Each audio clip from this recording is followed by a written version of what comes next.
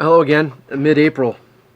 What a crazy week it's been with weather and whatnot. I fished through snow and 30 mile an hour winds to sun and 60 degrees, back to snow again. Had to travel to a soccer game yesterday with cars all over the road. Welcome to New England. But the anticipation is real. We're still waiting on these guys. Probably in a week or two we should see these. I did the nymph, one of my favorite nymphs, a couple weeks ago. Now we're going to do a dry fly. This is a Hendrickson Comparadun, tied almost in the original version. The only difference here is the tails. I like to do fan wing tails on mine. Most people do split. It's completely up to you, a matter of preference. If you're new to this and you really want, you like to read, which seems to be, I think there's still a lot of people that like books. I'm a big book guy myself, but there are a handful of books that are, in my opinion, in that upper tier of like game-changing, modern era stuff, and Hatches and Hatches 2, which is the updated version of the first one by Bob Cauchi and Al Nastasi, is one of those books. I highly recommend getting your hands on one if you haven't. It will, if you're into matching hatches and learning mayflies and stuff, that is the book. That changed the game for matching hatches with mayflies and stream side identification and figuring out, what your trout are eating on any of the streams throughout North America, etc. So this is one of their flies. This is not a pattern of my own, but it's one that I like to fish. This style, we call this the hollow arc wing style of flies. This basically creates two outriggers, which gives you a fly pattern that floats flush in the film. Very, very deadly style and concept for persnickety and tough fish on flat water, but you can also fish this in riffled water. So I could go on for quite a bit on this, but I'll keep my mouth shut and we'll talk about tying it. This particular one you can tie in a 16 through a 12. We're going to do a 12 today just because it's easier to see. Just base it off your insect sizes and how tough your fish are. So enough of me talking, we'll get started. The hook we're going to use is an Airex barbless dry fly. It's an FW 501. It's the number 12. That's what I'm going to use today. Our thread's going to be a rusty brown Vivus in the 8/0. We're going to start our thread about one eye's length back from the eye and wrap a course of thread to about the halfway point. Trim the tag end and then bring our thread right back to about the midway point of where our thread base is. Next thing we're going to do is we're going to select some nice straight deer hair. Straight and short's the key.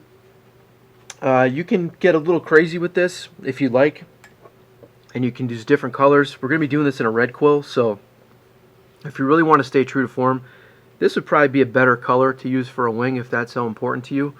You can go dun, whatever. But to be quite honest with you, the fish don't care, and I want something that I can see, so I just usually go with a natural deer hair. The key here is that it's straight. That hollow hair will actually help in flotation. You hear me talking all the time. You want to try and use the best natural materials that you can. There's, hands down, there's one leader in the pack in deer hair these days, and that's Josh Varner. And this is all the deer hair that I use for all my deer hair patterns, regardless of what it is. I'll put a link in the notes as to where you can find his hair, because there's limited places that sell it. But it is the best hair, and if you buy yourself, if you're just a casual tyer and fisherman, you buy yourself a couple patches and it'll last you quite a long time. So I've already pre-cleaned some hair. Take a small bundle, and you make sure you want to brush out that underfur because we don't want any of that stuff. Put it in your hair stacker, give it a few taps, pull it out. Less is more. But this stuff I'll talk about, dressing the wing as we go. We want to measure our wing up. It's roughly the length of the shank. So once we've gotten to there, then we're just going to transfer that hair. And if you mess up your bundle, which I just did, no problem. Just drop it right back in that hair packer. Key to this stuff is to try not to manipulate it that much when you go to take it out. So if you can, if you get any errant fibers, pull them right out of there. There's your wing. We're going to transfer it right to our place. So that should be about the right length. First thing we want to do is we want to take one loose catching wrap all the way around the bundle, bring the bundle right to the hook, and then come right down with our thread. You can hear the thread catching on my fingers because it's been cold and I've got all kinds of rips and tears in there, which isn't really good for tying. So what you want to do is keep your thumb and your pointer finger on either side of that bundle, and that'll help keep it right on top of the hook. And you're going to take about 6 or 7 tighter wraps going rearward. Once you're happy with that, then you're just going to pull up on that bundle like you see here and cut those butt ends at an angle, because that's going to help you build your taper in your fly.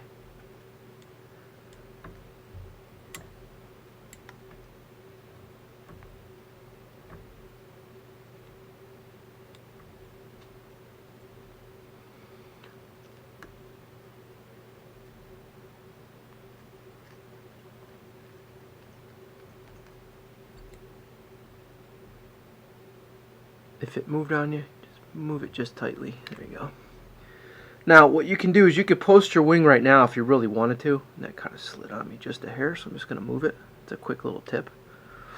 You could post that hair wing if you wanted right now, but you might find it problematic in placing your tails. So what I like to do is leave it down. I strip a generous bundle of Coquelicot de Leon barbs from my feather that I just dropped. Let me grab that again.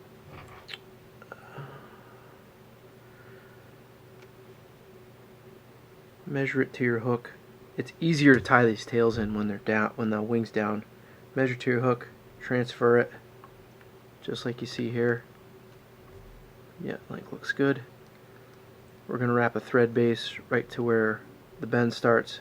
We're going to lift up that tail, put one turn a thread underneath it, and that's going to prop it, and then move back forward, trim off the butt ends, and that we're just going to build a slight little thread taper. If you've got any errant butt ends in there, you can clip them out if you want. Ain't a big deal. Hendricksons are rather stout mayflies, so this style of wing works really well for them. Now what we're going to do is just prop our wing up, and then you can take your thread, advance it in front, just pull that wing back, and we're going to build a tapered thread bump right up to the base of that hair wing, as you see here. Kind of just building a little cone. And then now's the time that you can just take a look at it, and if you have to distribute some fibers, this is where you take your thumb and your pointer finger on both hands and just pull both sides straight out. Bring your thread right back behind, and now we're just going to dub our body. I'm using red-brown Cauchy Nastasi Spectrumized dubbing from Delaware River Club. You can use any kind of Hendrickson color that you particularly like, but I really still to this day love these blended dubbings for a lot of our bugs. They're perfect. So dub a nice, uniform, slightly tapered dubbing noodle. Once you get to this point in the fly, you can kind of keep it the same, because we've already built our taper and our underbody.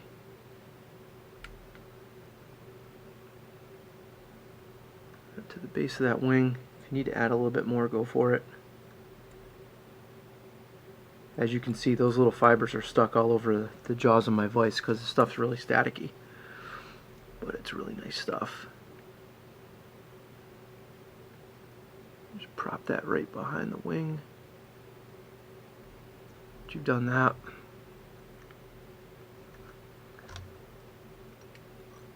we'll do a whip finish on there. Get yourself some head cement or a little bit of UV resin on those thread wraps.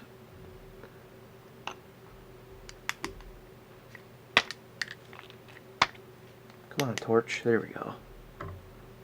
And you can see there's all kinds of guard hairs going crazy everywhere. It's a time you can take your scissors, just cut those out if you'd like. Another quick little trick you can do is you can actually use a cautery tool on those. Just be careful, because if you get too close to the body of the fly, you can torch it, which you don't want to do.